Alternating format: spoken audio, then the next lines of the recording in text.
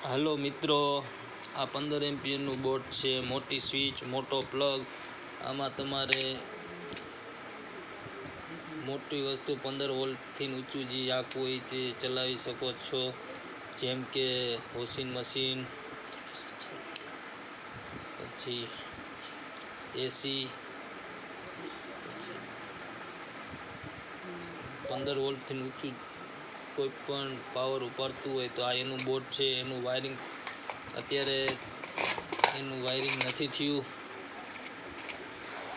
આ બોર્ડનું વાયરિંગ કેમ કરવું એ તમને હું સમજાવું છું. હંમેશા 15 એમ્પિયર બોર્ડ હોય એમાં 2.5 વાયર વાપરવા, અને બોર્ડનું જે એલ લખેલો હતો એ એક છેડો એલમાં દઈ દેવાનો અને બીજો સ્વિચમાં આપી દેવાનો.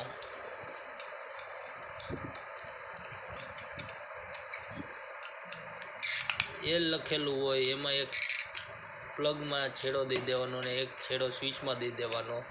પછી એક છેડો લઈને સ્વિચની હેઠે દઈ દેવાનો પાવરનો.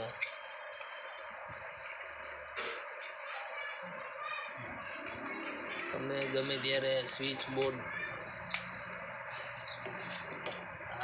ઘરે આવું બોર્ડ પડ્યું હોય ને તમારે બનાવવું હોય તો આવી રીતના બનાવી શકો. એક એન લખેલું એમાં કાળો વાયર આપી દેવાનો. પણ આ બોર્ડમાં હંમેશા 2.5 mm વાયર વાપરવો, એટલે તમારે કોઈ દી બોર્ડ બળશે નહીં. જો તમે પાતળો વાયર નાખશો અને જો 15 વોલ્ટથી વધારે પાવર ઉપાડતું હોય તો તમારું બોર્ડ બળી જશે.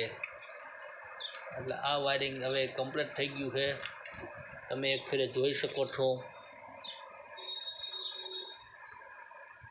કેવી રીતના છેડા આપ્યા.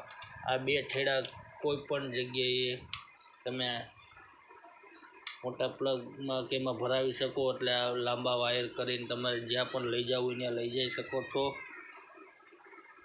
થેન્ક યુ, આભાર.